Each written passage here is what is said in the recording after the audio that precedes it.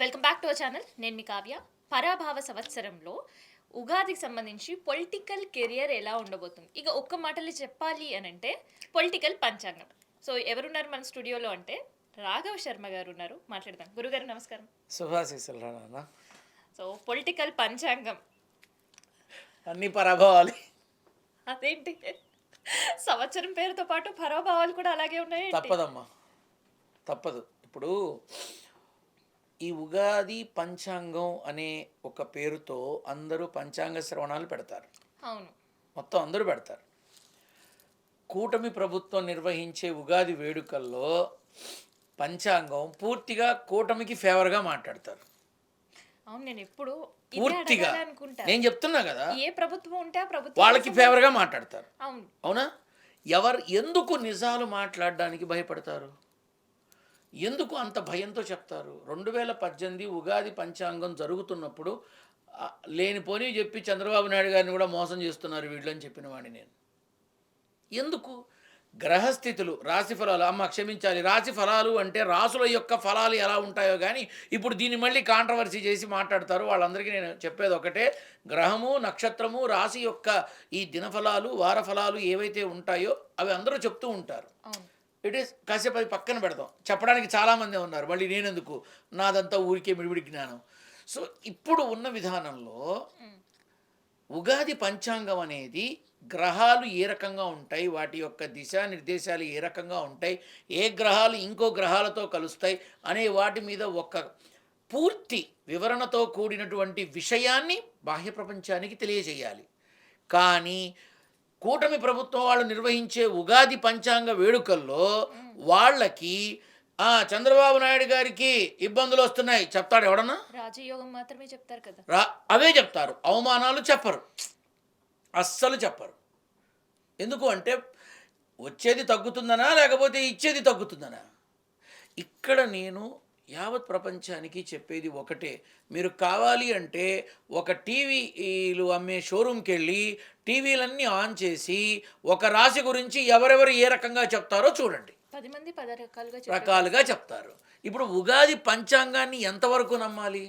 ఏమోనండి ఇందులో రాసి ఉంది, మేము అదే చెప్పాము, మాకేం తెలుసు అని అంటారు. అంతే, అది చూసే కదమ్మా చెప్పేది. ఇప్పుడు నువ్వు ఉన్నావు, జాతకం గురించి అడగడానికి నా దగ్గరకు వచ్చావు, నీ date of birth, time of birth, place of birth చెప్పమ్మా అంటా. నువ్వు చెప్తావు, నేను రాసుకుంటా. మిగతా విషయాలు రాశి, గ్రహం, నక్షత్రం అడుగుతా, రాసుకుంటా. వెంటనే ఇవాళ రేపు పంచాంగం కన్నా సిస్టమ్ మీద పెట్టి కొట్టగానే డింగ్ అని వస్తుంది ఒక చక్రం. అన్నీ వస్తాయి. ఆ చక్రం చూసి ఇగో ఇక్కడ ఇది అని చెప్తారు. ఇది విధానం. కొంతమంది పంచాంగం ఐటీ నాలెడ్జ్ లేని వాళ్ళు పంచాంగం ఓపెన్ చేసి నీ గ్రహ ప్రకారం ఈ రకంగా ఉంది, నువ్వు ఈ పూజలు చేయించుకోవాలి, ఈ జపాలు చేయించుకోవాలి చెప్తారు. ఇది విధానం. ప్రభుత్వాలకి ఎందుకు నిజాలు చెప్పాలి అని అనుకుంటే ఏమవుతుంది? సో ఇక్కడ నా అభిప్రాయం ఏంటంటే అవన్నీ మనం జాగ్రత్తలు తీసుకోవడానికి ఉపయోగపడే సాధనాలు అవన్నీ. వాటి మీద బేసే మన జీవితం ఉంటుందని కాదు, జాగ్రత్త పడడానికి అంతే. ఒక మాటలో చెప్పాలి అంటే అంతే. అలా అని దాని మీద మన జీవితం ఆధారపడదు. ఇది వాస్తవం, ఇది తెలుసుకోవాలి. చంద్రబాబు నాయుడు గారు ఎలా ఉండబోతుంది అండ్ డిప్యూటీ పిఎంగా ఉండబోతున్నారనే వార్తలు మారు మోగిపోయే పరిస్థితి కనిపిస్తుంది. ఎవరు చేస్తున్నారు అలా? ఒక ఆంధ్రాలో తప్ప యావత్ భారతంలో ఎక్కడన్నా విన్నావా? లేదు, ఏపీలోనే. ఏమో, నేను అదే చెప్తున్నా. లోకేష్ బాబుని సీఎంగా చూడాలి అన్న కోరిక చంద్రబాబు నాయుడు గారి మనసులో తిరుమల ధ్వజస్తంభం అంత బలంగా ఉంది. ఆ ప్రకారంగానే అడుగులు పడుతున్నాయి, ఆ ప్రకారంగానే చూస్తున్నారు. మే లోపల ఎలాగైనా సరే మన లోకేష్ బాబుని మనం సీఎంగా కూర్చోబెట్టాలి. ఎందుకు ఆలోచించకూడదు? తండ్రి కొడుకు గురించి ఆలోచించకూడదా? తప్ప కొడుకుని సీఎంగా చూడాలనుకోవడం చంద్రబాబు నాయుడు గారు తప్ప? అది ఇంటి గురించి కాదు కదా, ఒక రాష్ట్రం గురించి ఆలోచించ. నువ్వు బాగానే ఉన్నావులేమ్మా. ఇంటికి ఒక పదవే అన్నారుగా మరి ఎలక్షన్స్కి ముందు. ఇంటికి ఒక పదవే అన్నారుగా. మన కూటమిలో భాగమైనటువంటి మన జనసేన అధినేత జనసేనాని కళ్యాణ్ బాబు అన్నాడుగా, ఇంటికి ఒక పదవే అన్నారుగా. ఇంటికి 60 పదవులు ఉంటున్నాయి ఇక్కడ. తప్పే ఉందమ్మా?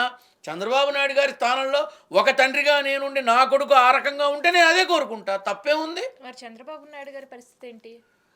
చంద్రబాబు నాయుడు గారు ఢిల్లీ రాజకీయాల్లో ఉండి అక్కడ కొంత ప్రాభవాన్ని కొంత ప్రాధాన్యతని పొందే అవకాశం ఉంది, చూడాలని కూడా ఉంది.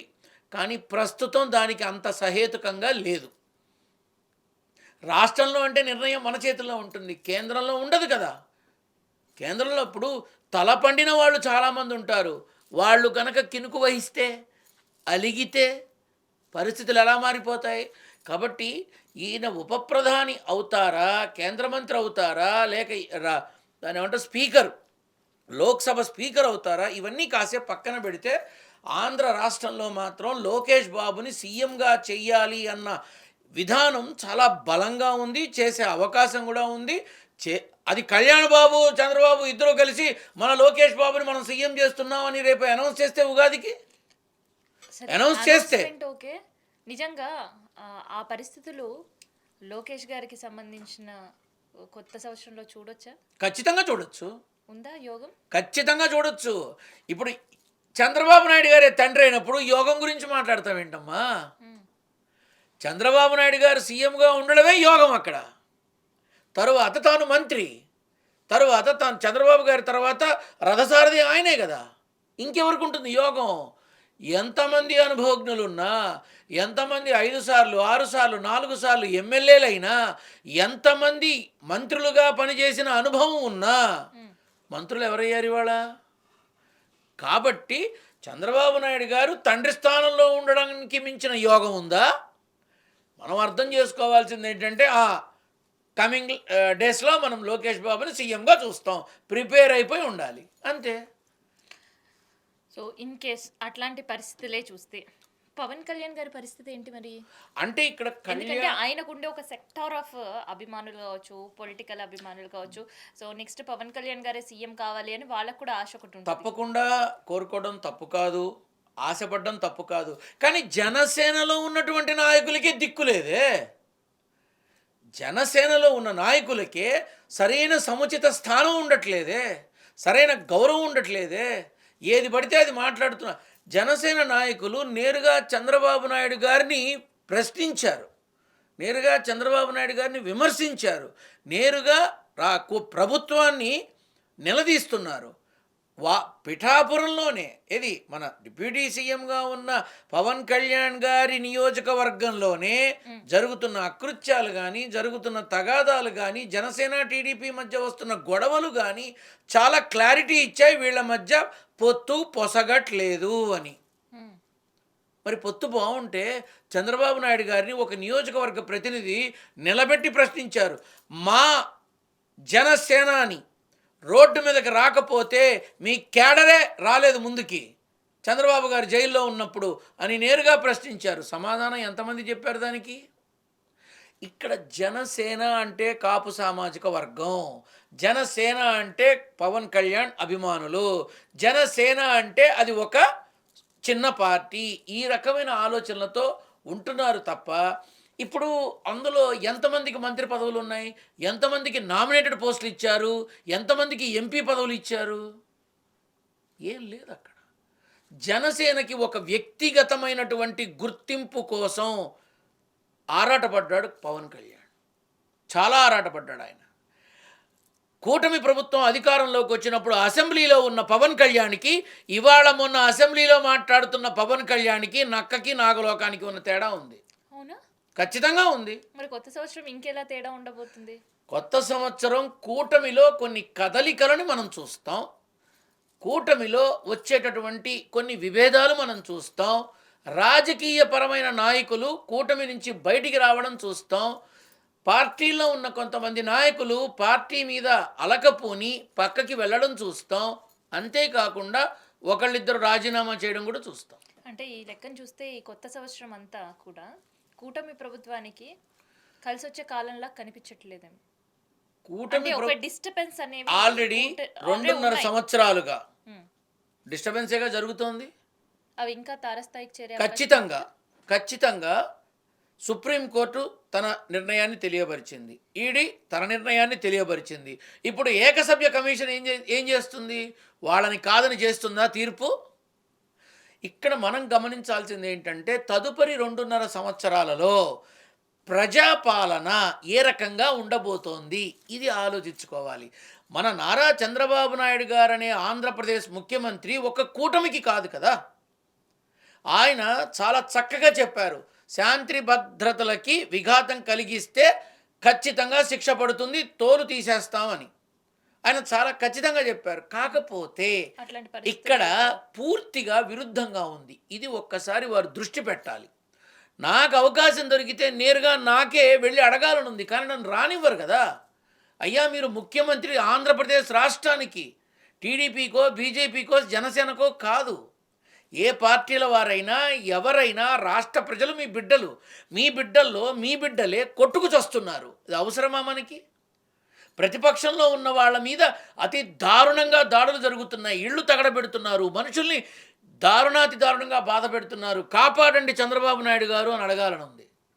వాళ్ళు మీ బిడ్డలేగా. పార్టీలకు మనకు అనవసరం. ఆయన ముఖ్యమంత్రి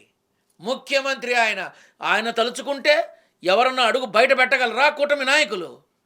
ఆయన తలుచుకుంటే ఒక కారు అద్దం సంగతి పక్కన పెట్టు, కారు ముట్టుకోగలరా?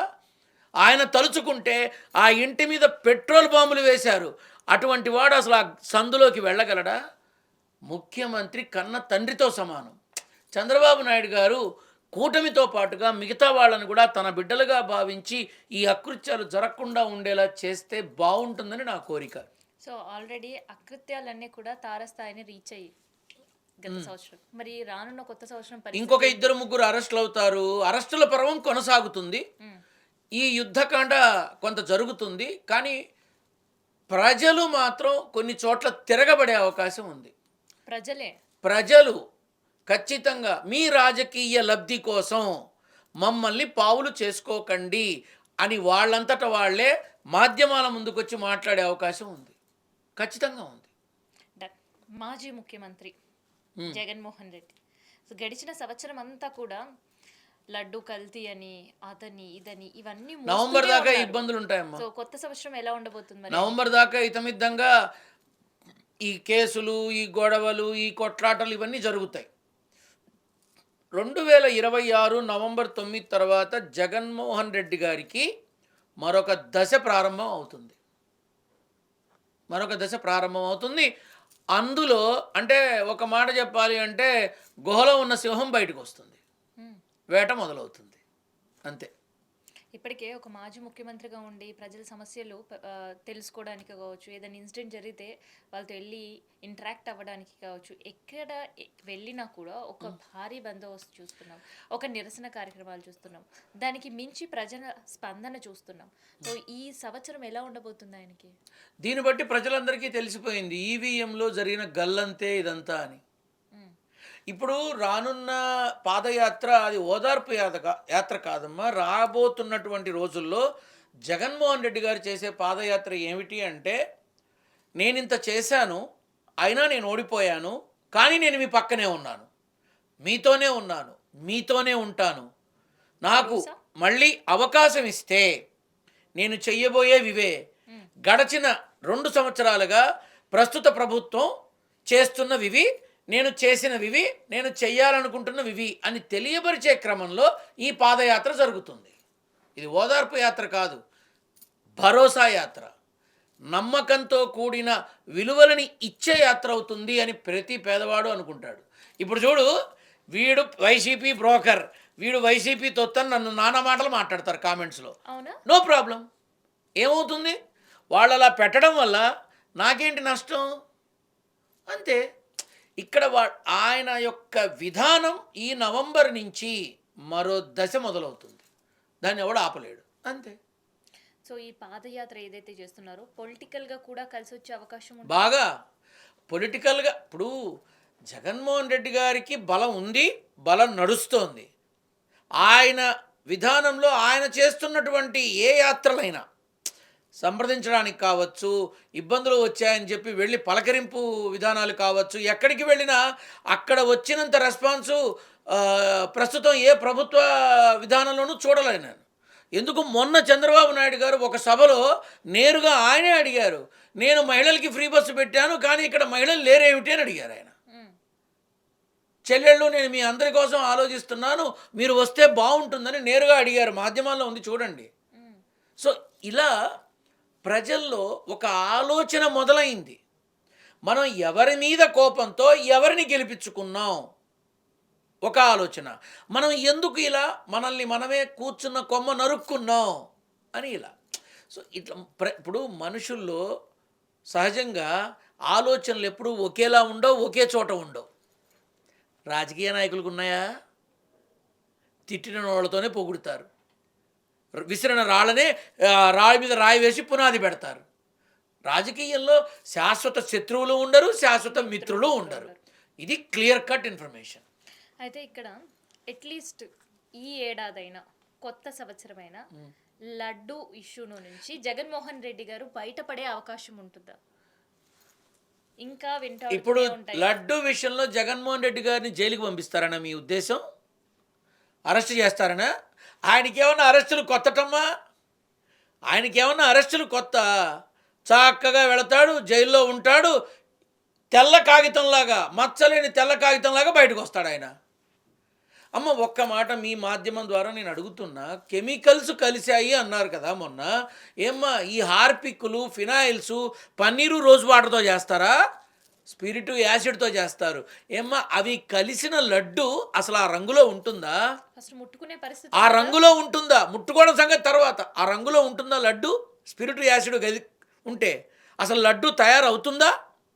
రంగు మారిపోతుంది, వాసన మారిపోతుంది, నిలువ ఉండదు, అసలు కట్టడానికి ఎవడి వల్ల కాదు. అలాంటిది ఇప్పుడు ఆ ఓకే రైట్, మీరు అన్నట్టు కెమికల్సే ఉన్నాయి, మరి తింటున్నారు కదమ్మా లడ్లు. ఎవరికి ఎందుకు ఏమీ కావట్లా? ఎందుకంటే అది మహాప్రసాదం, మహిమాన్వితుడైన కలియుగ వైకుంఠనాథుడైన వెంకటేశ్వరుని మహాప్రసాదం. అందులో ఇలాంటివి జరుగుతాయని తెలిస్తే ముందు వెంకన్న వేస్తాడు ఒక వేటు, మనుషులు కాదు. కాబట్టి ఈ లడ్డు వివాదం అనే దాని మీద చర్చలు, మాటలు అవసరమా? ఇవన్నీ తిరుమల వెళ్లకుండా ఉన్నారా? దర్శనం కాకుండా ఉందా? లడ్డూలు తినకుండా ఉన్నారా? తెచ్చుకోకుండా ఉన్నారా? పంచకుండా ఉన్నారా? ఎందుకు ఈ లడ్డు అనే దీని మీద ఇంకో 2.5 ఏళ్ళు సాగిస్తారు, ఇంకా 2.5 ఏళ్ళు సాగిస్తారు, ఇంకా అపవాదులు వేస్తారు, నిందలు వేస్తారు. ఇది కాకపోతే సుప్రీంకోర్టు తీర్పిచ్చింది కొవ్వు లేదు అని, ఈడీ తీర్పిచ్చేసింది, అందులో ఇవి ఉన్నాయి. సరే ఓకే ఉన్నాయి అనుకుందాం, కానీ ఎక్కడ ఏ రకమైన అరే రాజమండ్రిలో కల్తీ పాలు తాగితే కొంతమంది అసూలు బాశారు, కొంతమంది హాస్పిటల్లో ఉన్నారు అని ఎంక్వైరీ వేసి దొంగల్ని పట్టుకున్నాము అన్నారు. మరి లడ్డూ ప్రసాదాన్ని ఇన్ని కొవ్వులు కలిసి, ఇన్ని కెమికల్స్ కలిసి ఇంత జరిగితే ఎందుకేమీ కాలేదు ఎవరికి? రాజకీయాలు చేద్దాం, రాజకీయ పరంగా చేద్దాం, విలువలతో కూడిన రాజకీయం చేద్దాం, కక్ష సాధింపు చర్యలతో రాజకీయం చేద్దాం, కక్ష తీర్చుకుందాం, కటకటాల వెనక వేసి తృప్తి పడదాం, నో ప్రాబ్లం. కానీ భగవంతుణ్ణి, భగవత్ ప్రసాదాన్ని, హైందవ ధర్మాన్ని, ఆధ్యాత్మికతని మాత్రం రాజకీయానికి దూరంగా పెడదాం. ఇది నా విన్నపం. అయితే జగన్మోహన్ రెడ్డి గారికి కొత్త సంవత్సరం ఎట్లా ఉంటుందో చెప్పారు. సో వైసీపీకి సంబంధించిన ముఖ్య నేతలు ఇప్పుడు మీరు అన్నట్టే కేసులు, దాడులు, జైళ్ళు ఇంకా కంటిన్యూ అవుతాయి. కొత్త సంవత్సరం ఎలా ఉండబోతుంది? ఇంకా కంటిన్యూ అవుతాయి. కొంతమంది కర్మ ఏ తప్పు చేయకపోయినా తప్పు చేశారు అని నిందించబడి అరెస్టులు అవుతారు. ఖచ్చితంగా ఇంకా ఉంది, కొనసాగింపు ఉంది, ఇంకా లిస్టు పూర్తి కాల. ఆ లిస్టు పూర్తయ్యేదాకా వెళుతూనే ఉంటారు అంతా. వాళ్ళ కర్మ వాళ్ళకి అలా రాసిపెట్టుంది. ఎవరేం చేస్తారు? కర్మ రాసిపెట్టుంది, ఎవ్వడేం చేయలేడు, అనుభవించాల్సిందే కొంతకాలం. సో ఈ కొత్త సంవత్సరం కూడా వైసీపీ నేతలకు తప్పదా? కొత్త సంవత్సరం వైసీపీ నేతలకి ఒక రకమైన ఇబ్బంది ఉంటే, కూటమి నేతలలో కొంత విమర్శల విధానము, విమర్శనాత్మకమైన విధానము, కొంత అనవసరమైన ఇంకో 2-3 బాధాకర విషయాలు, ఏది ఈ అరవా శ్రీధర్ లాంటివి, టీటీడీ చైర్మన్ల ఇష్యూ లాంటివి, అట్లాగే మరికొన్ని ఏవైతే జరిగాయో అలాంటివి ఇంకో 2-3 కూడా మనం చూస్తాం రానున్న రోజుల్లో. కూటమి ప్రభుత్వంలోనా లేదంటే వైసీపీ? కూటమి ప్రభుత్వంలో అమ్మ. ఎందుకంటే వాళ్ళలో వాళ్ళకే పడక వాళ్ళని వాళ్ళే బయట పెట్టుకుంటారు. ఇదే జరగబోయేది.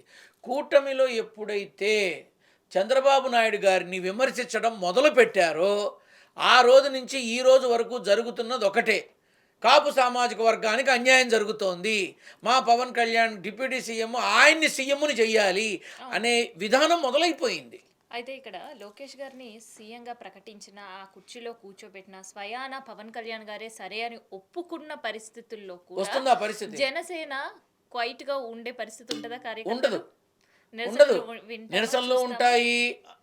అంటే నిరసనలు ఎలా ఉంటాయంటే వ్యతిరేకత భావన కాకుండా సహృదయంతో స్నేహభావంగానే నెమ్మదిగా మొదలవుతుంది. ఎందుకంటే కాపు సామాజిక వర్గానికి గుర్తింపు తీసుకొచ్చిన ముద్రగడ పద్మనాభం గారు కానీ పవన్ కళ్యాణ్ కానీ వాళ్ళ కోసం వాళ్ళు బతకలేదుగా, వాళ్ళ కోసం వాళ్ళు బతకల. రానున్న రోజుల్లో భవిష్యత్తులో ఈ రాజకీయాలన్నీ మడతపెట్టి ఇసిరవతల పారేసి మళ్ళీ సినీ ఇండస్ట్రీలోకి రావడం జరుగుతుంది పవన్ కళ్యాణ్ గారు. అంటే డిప్యూటీ సీఎం గా కూడా కొత్త వారిని చూసే అవకాశం ఉంటుందా లోకేష్ గారు సీఎం పదవిలో కనుక కూర్చుంటే? అంటే ఆల్రెడీ చర్చలు సాగుతున్నాయి. ఒకళ్ళిద్దరికి అవకాశం ఉంటుంది అంతే, ఎక్కువ అయితే ఉండదమ్మా. అక్కడ only one man army Chandrababu Naidu గారు.